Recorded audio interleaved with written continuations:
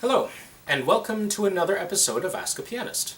My name is Andrew Aarons, and today we're going to begin tackling one of the most complex topics that serves as our interpretative foundation when we perform.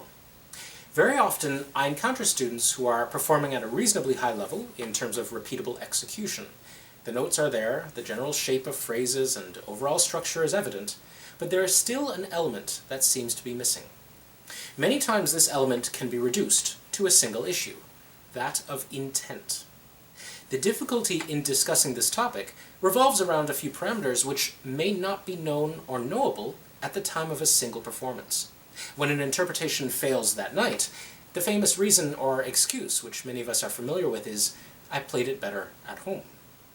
Therefore, I think it's more important to explore how we determine and communicate intent in our performance, regardless of if it is successful on the given night.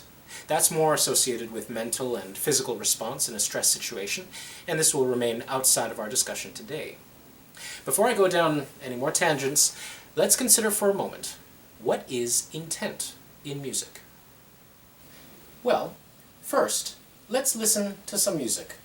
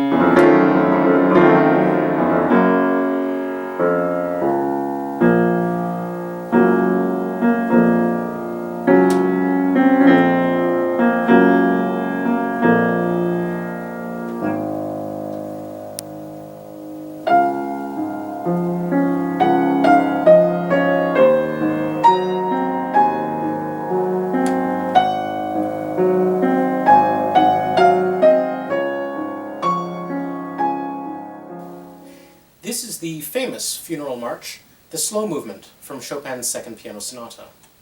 The opening, due to the register, dynamic, and key, is rather stark and desolate.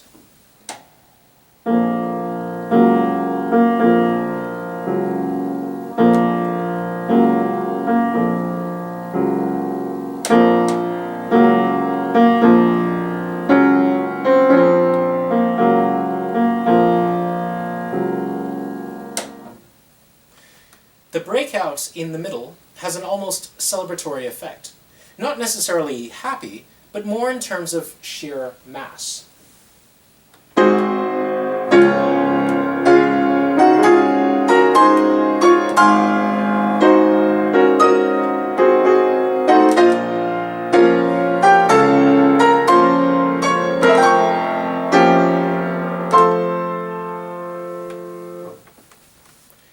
The return to the simple, soft march reinforces the funereal atmosphere, which transitions into the second section.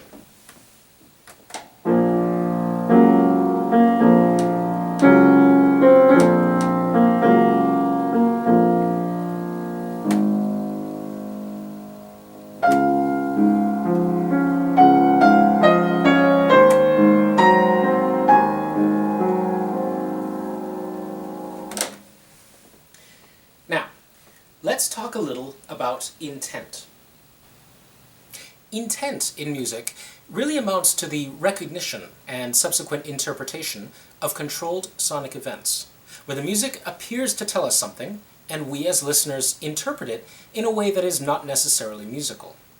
When we as pianists construct interpretations, we usually have to figure out the intention of the composer first. What does Chopin want? What kind of atmosphere or musical situation is he trying to convey? And within this construct, what is the story or narrative line? I chose this movement for a very obvious reason. The intentions of the composer are rather clear and unambiguous, at least at the beginning. He labels it as a funeral march. It's written in a minor key. The rhythm is an obvious march, and there's a unified aesthetic, both in terms of dynamic and register. Everything contributes to the funeral march situation. An interesting extension of this idea is that in this situation, Chopin writes music which is foolproof. Just by playing the notes at the approximate dynamic level as indicated, any pianist, regardless of skill level, would be able to communicate to the audience the feeling of a funeral march. Here's what I mean. First, we have the minor key. Not only is the key a factor, but also the continual harmonic shift in the bass, which reinforces the minor key.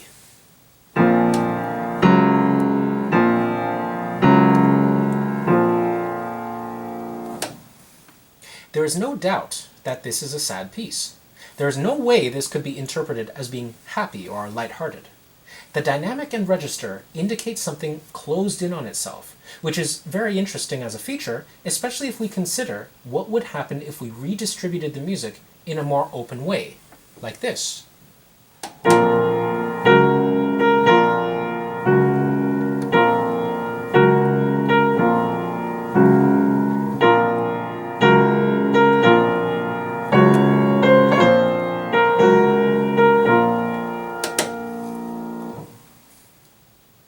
The melody itself doesn't really go anywhere.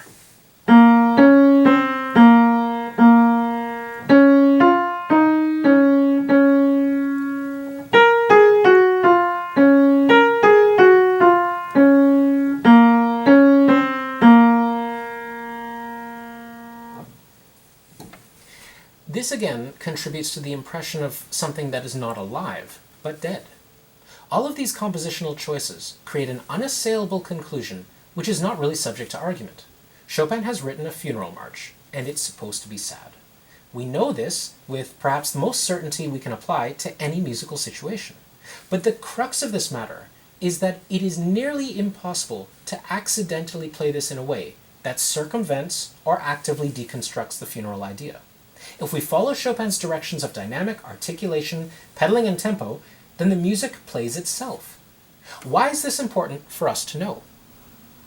When intent in performance is broken down, there are two levels which are open to free interpretation. The first is the composer's supposed intent. In this particular case, the composer's intent is very clear and obvious, both to the pianist and the listener. This being established, the second level of interpretation becomes the only one we have to worry about when constructing our performance, the level of pianist's intent. In other words, we may know what the composer wants, but as individual musicians, we all have our own unique ways of presenting this music to our audience. This second level is where the variation appears between different performers when they play this piece, and it shouldn't come as a surprise that different recordings of this work do not vary to any large degree. Many pianists play and record this work in a similar fashion, with small changes to suit their individual requirements or wishes. One would be forced into changing elements explicitly written in the score in order to alter the intent of Chopin. This is why I say that this funeral march is foolproof. No matter how badly one plays it, it'll still be recognized as a sad funeral march. Possible variations in the interpretation form a different viewpoint on the general character of the section. Speed has a surprising effect. Chopin gives us Lento, but this is, like all tempo words, a range. If played on the fast side, we get something that moves in a very organic manner, like this.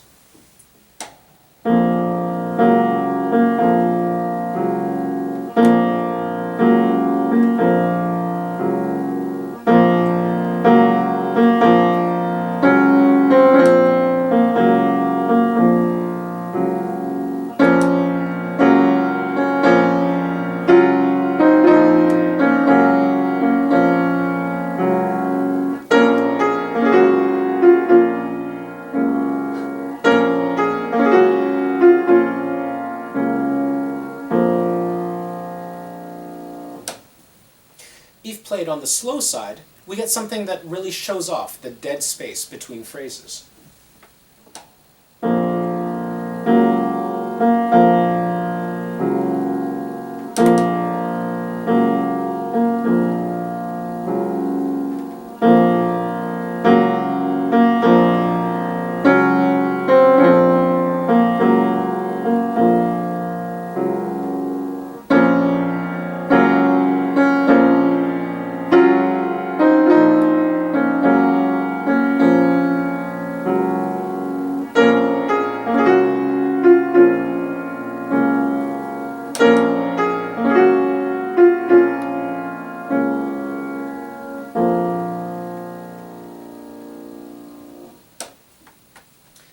Neither of these alter the perception that this is a funeral march, of course. But they do make us think about what kind of funeral march it is. Dynamic range can also alter this perception. The soft sections are only labeled piano, never pianissimo. But if one were to exaggerate the dynamics to brush the border of pianissimo, then we get a more severe contrast when the loud sections arrive. This could give the impression that each dynamic section is more contained unto itself and less related to each other.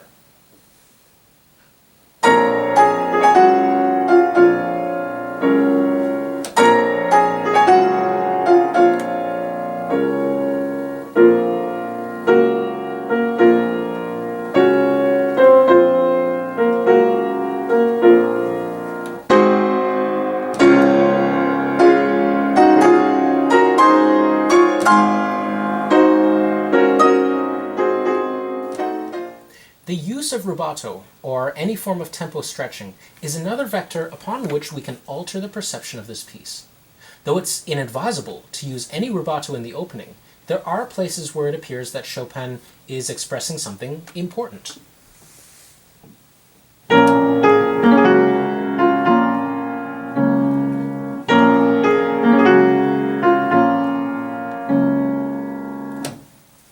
Naturally, it's possible to exaggerate these gestures more.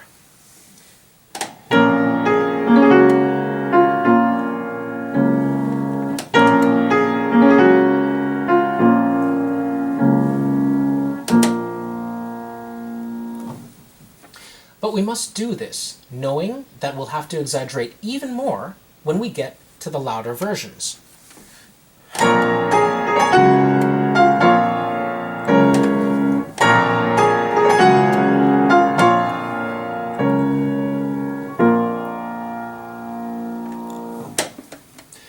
Lastly, one can alter the degree to which we present character in this opening. By changing our sound color to something transparent and dead in terms of reverb, the opening can sound very stark indeed.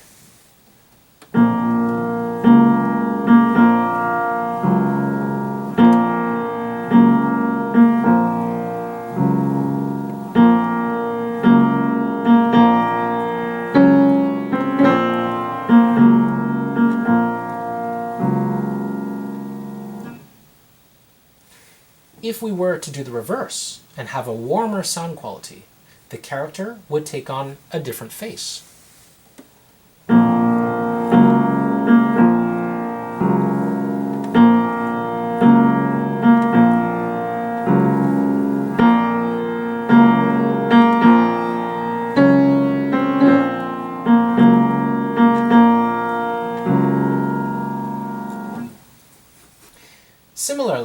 rise in the middle section is the largest emotional outburst that happens in the piece.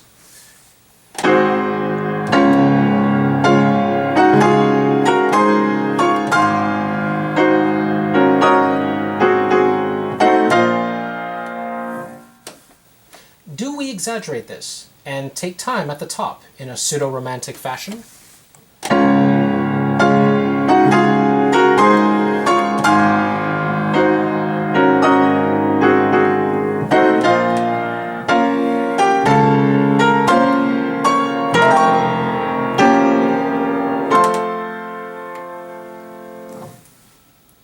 Or do we drive to it, playing it nearly in time and allowing the rhythm to dominate over everything?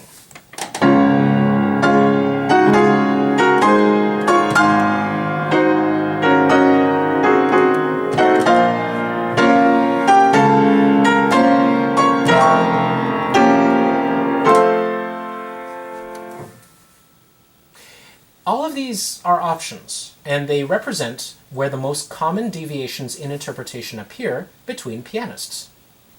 So far, we've established the most simple form of dealing with intent. The composer's general intent is known, and therefore the pianist's intent becomes the only variable that requires attention. But what happens when we don't know for sure what the composer's intent is? Well, let's consider now the second section of this movement. Here it is without repeats.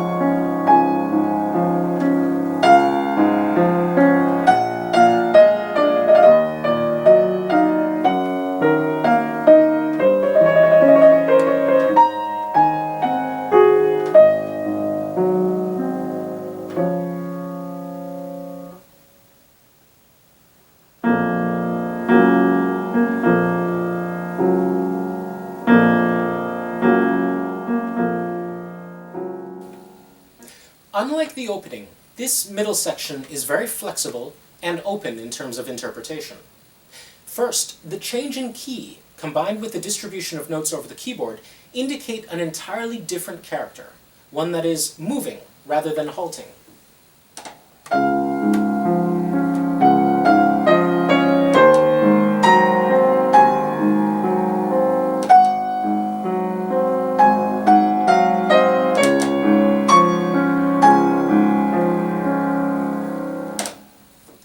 The melody is spread out in the upper register, with large leaps and ornamentation that is very fluid in nature.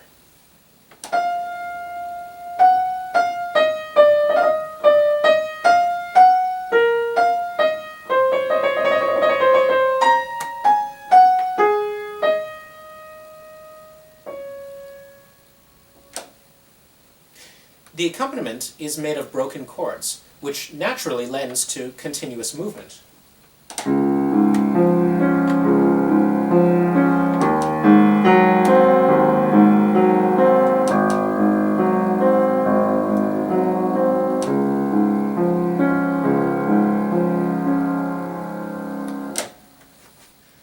All in all, you have a section here that is built as a direct contrast to the opening, aside from the similarity in tempo, of course. But what kind of contrast should we aim for? Or, to come back to the core of this problem, what does Chopin intend here? This is where things get really problematic. The melody and structure are very similar to the basic nocturne template that Chopin uses in other works. And if we use this as a basis for our interpretation, then it seems that Chopin wants this section to have a warm sound, a flexible phrase structure that accommodates the use of rubato, and overall a sense of gentle and persistent life, as opposed to the cold and persistent death that characterizes the opening march.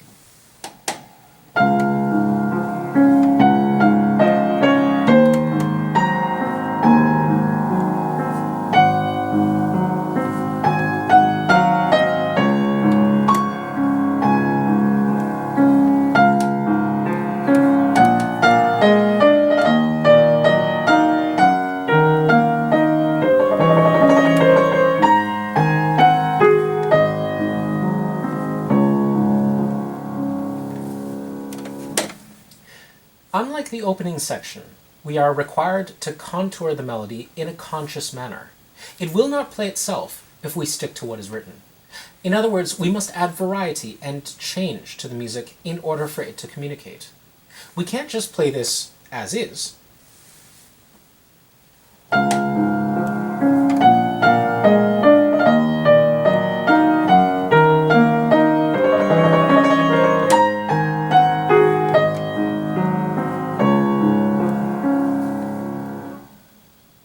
We have to infuse this phrase with movement by making dynamic, temporal, and sound quality changes in order for the phrase to communicate.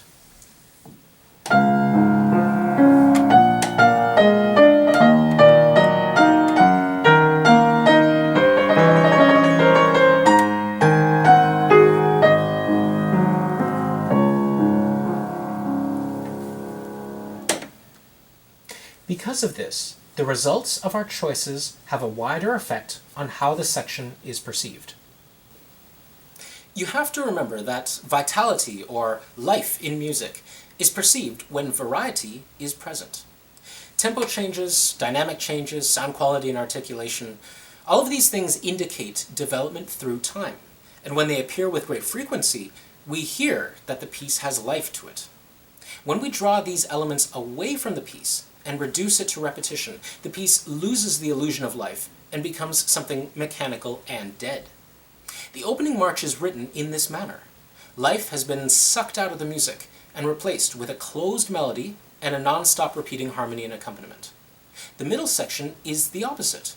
You have variety in every vector, but most importantly, in the harmony and in the melodic design. The problem we face in the second section is that Chopin has opened the boundaries of interpretation by removing the strict limitations he placed in the beginning section. By doing so, it becomes more difficult to lock down what Chopin's intent was for the second section. It can be played convincingly in many different ways. Is this a romantic nocturne that almost serves in defiance to the concept of death?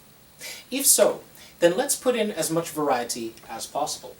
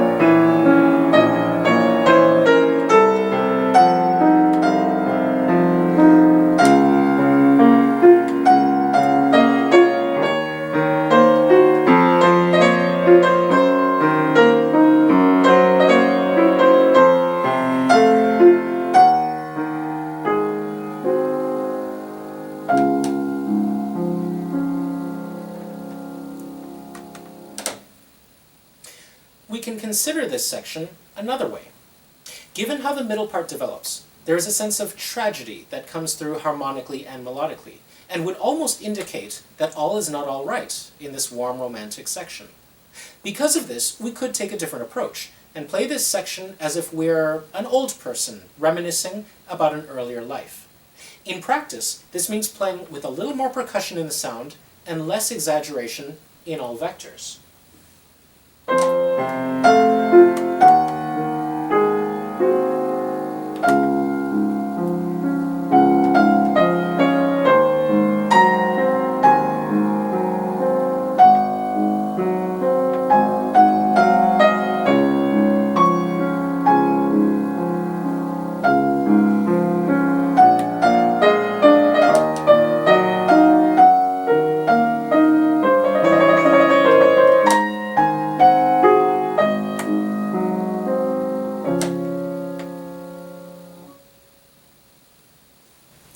We could create a narrative for this section that follows an actual funeral. The opening march is when they bring in the casket, and this middle section is when the service is going on, and the soul of the deceased is rising into the ether.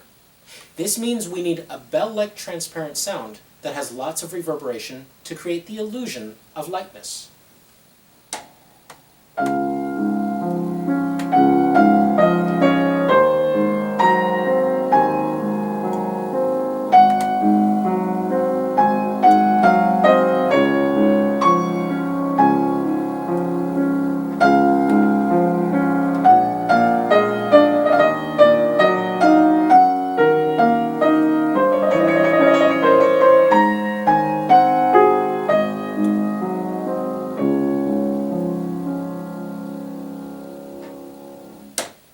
Finally, we could always take an extreme approach, one that doesn't follow expectation, but is no less valid than the others. Imagine for a moment that this middle section is actually death mocking life, in the sense that we have a melody and accompaniment that signifies life, but has no life in it at all, like a music box playing in a morgue. To do this, we really have to draw out as much variety as possible and create a sound that dies upon impact.